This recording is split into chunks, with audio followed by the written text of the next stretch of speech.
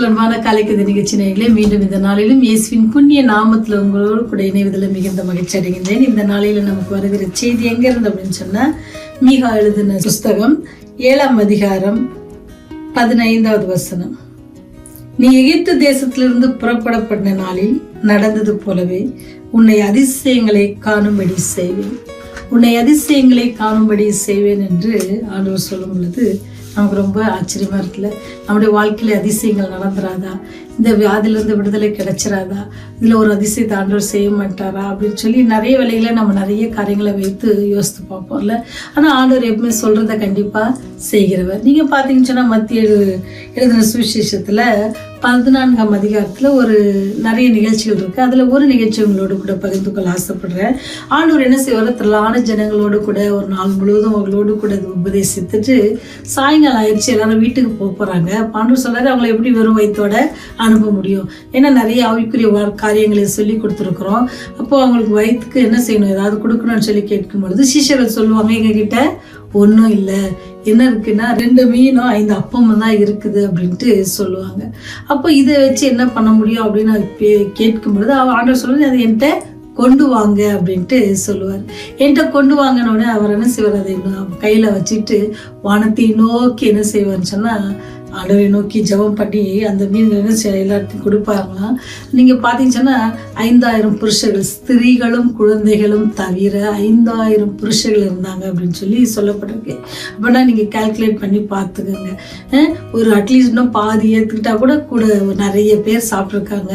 சாப்பிட்ட பிறகு எத்தனை கூடைகள் இருந்துச்சுன்னா அவங்க 12 கூடை நிறைய எடுத்து என்ன செஞ்சாங்க, துணிக்கைகளை வைத்தார்கள் அப்படின்னு சொல்லி போடப்பட்டிருந்துச்சு. ஏன் சொன்னா அவங்க சாப்பிட்டது என்ன, எப்படி திருப்தியாய் சாப்பிட்டார்கள். ஆண்டவர் சொன்னார்ல, உங்களை அதிசயங்களை காண செய்வேன். அவர் அதிசயங்களை செய்கிற தேவன். 5 அப்பம் 2 மீனை கொண்டு 5000 பேருக்கு மேற்பட்ட மக்களை என்னது அவர் போஷித்திருக்கிறார்.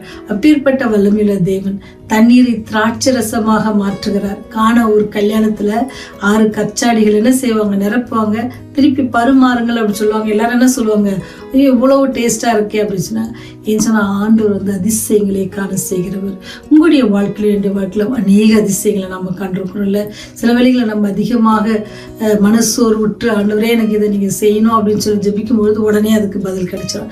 எனக்கு நிறைய வேலைகளை நான் சின்ன சின்ன ஜெபம் செய்யும் பொழுது உடனே பதில் கிடைக்கும். அப்ப எனக்கு ஒரே ஆண்டவர் மேல என்ன, ஆண்டவர் எனக்கா இப்படி நீங்க செஞ்சிட்டீங்களே, இப்படி பேர் பாவியா இருக்கிற எனக்கு இவ்வளோ நீங்க செஞ்சிட்டீங்களே அப்படின்னு சொல்லி நான் ஆண்டவருக்கு மினிமம் நன்றி சொல்லுவேன். ஒரு சின்ன ஜெபம் தான். சில நேரத்தில் நமக்கு செய்யணும் தூக்கமே வராது அப்படின்னு, ஆண்டவர் என்ன ஏன் சாமி எனக்கு தூக்கமே வரல அப்படின்னு ஒரு சின்ன ஜெபம் செஞ்சு பாருங்க.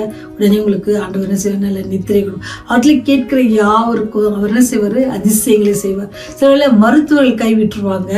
மருத்துவர்களுக்கு என்ன வியாதினே கண்டுபிடிக்க முடியாத சூழ்நிலை ஆண்டவர் என்ன செய்வார், மருத்துவராக அதிசயங்களை நம்மை காணும்படி செய்வார்.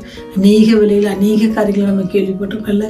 நம்முடைய வாழ்க்கையில மாத்திரம் அநேகருடைய வாழ்க்கையில பேர்பட்ட அதிசயங்களை ஆண்டவர் செய்திருக்கிறார். ஒருவேளை வியாதியிலிருந்து விடுதலை கொடுத்துருப்பாங்க.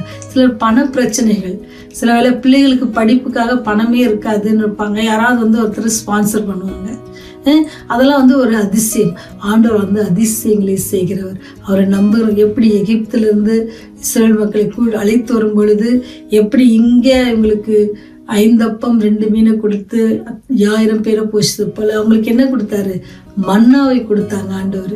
அதான் ஆண்டவர் சொல்றாரு, அவங்களுக்கு நான் நடத்தினது போல உங்களையும் நடத்துவேன். அப்போ அவங்களுக்கு ஒரு நாளும் குறைவுபடாதபடிக்கு என்ன இருந்துச்சு, ஆகாரத்தை கொடுத்த தேவன் உங்களுக்கு ஒரு நாளும் குறைவுபடாதபடிக்கு என்ன செய்வாரு, உங்களுக்கும் உங்க குடும்பங்களுக்கு என்ன செய்வாரு, ஆகாரங்களை கொடுப்பார். அவங்க இறைச்சி கேட்பாங்க, இறைச்சி கொடுப்பார். உங்களுக்கும் ஆண்டவர் செய்ய அவர் நீ வல்லவராக இருக்கிறார். உங்களுடைய குடும்பத்திலும் ஏதாவது தேவையில் இருக்குன்னு சொன்னா அதிசயங்களை செய்கிறவரை நாம் தொழுது கொள்கிறோம். அதிசயங்கள் செய்கிற நம் மத்தியில் இருக்கிறார். அதிசயங்கள் செய்கிறவரை நாம் தொடர்ந்து பற்றி கொள்வோம். அவர் உங்களுடைய வாழ்க்கையிலும் என்னுடைய வாழ்க்கையிலும் அதிசயங்கள் செய்ய காத்திருக்கிறார். நீங்க கேட்கிற எல்லாவற்றும் நீங்க நினைச்சு பார்க்க முடியாத அளவுக்கு என்ன செய்வாரு, நடத்தி தர வல்லவராக இருக்கிறார். அப்பேற்பட்ட வல்லமுள்ள தேவனை நீங்கள் சொந்த இரட்சகராக ஏற்றுக்கொள்ளுங்க. ஒருவேளை நீங்கள் ஏற்றுக்கொண்டு ஒருவேளை ஆண்டவர் எனக்கு எல்லா நன்மையும் செய்திருக்கான்னு சொன்னால் அது உங்கள் நண்பர் இடத்துல நீங்கள் என்ன செய்யுங்க, ஷேர் பண்ணுங்க. ஒருவேளை ஆண்டவரை ஏற்றுக்கொள்ளாத இருக்கிற பிள்ளைங்க இந்த நாள் கூட உங்களுக்கு ஆண்டவர் இன்னொரு விஷயம் கூட உங்களுக்கு ஒரு வாய்ப்பு கொடுக்குறாங்க. அவரை நம்பி விசுவாசிங்க, அவர் உங்கள் வாழ்க்கையில் அதிசயம் செய்வார். நான் எது செய்தாலும் எனக்கு தோல்வியாக தான் முடியுது அப்படின்னு நீங்கள் நினச்சிங்கன்னு சொன்னால், என்னுடைய வியாபாரத்தில் வெற்றி இல்லை அப்படின்னு நினச்சிங்கன்னு சொன்னால், இன்னைக்கு ஆண்டவர் சொல்கிறார், அதிசயங்கள் செய்கிற தேவன் உங்களோட கூட இருக்கிறேன். நீங்கள் என்ன செய்யுங்க, என்னை பின்பற்றுங்க. என்னை பின்பற்றுவதற்கு என்ன செய்யாது, ஒரு குறைவும் இருக்காது அப்படின்னு சொல்லியிருக்கிறாரு. அந்த குறைவு இல்லாதபடி நம்ம நடத்துகிற தேவனை நம்ம பற்றி கொள்வோமா? ஜெபம் செய்வோம்.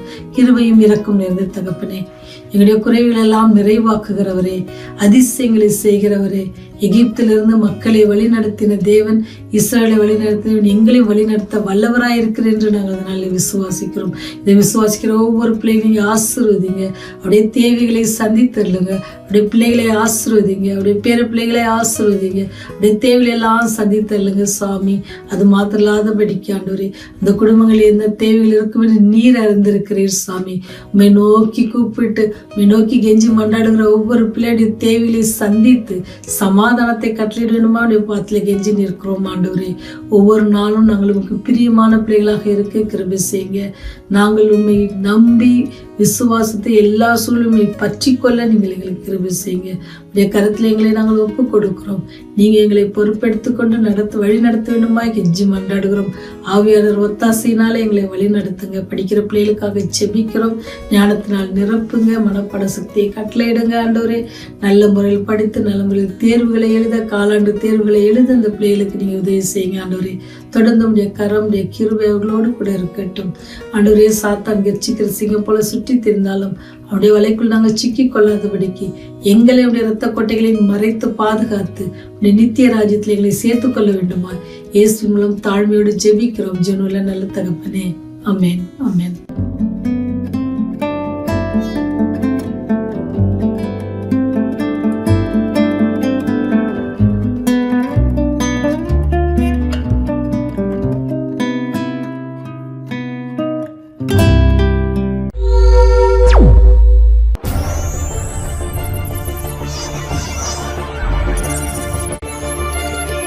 நீங்கள் பார்த்துக் கொண்டிருப்பது உங்கள் ரிவைவல் டிவி.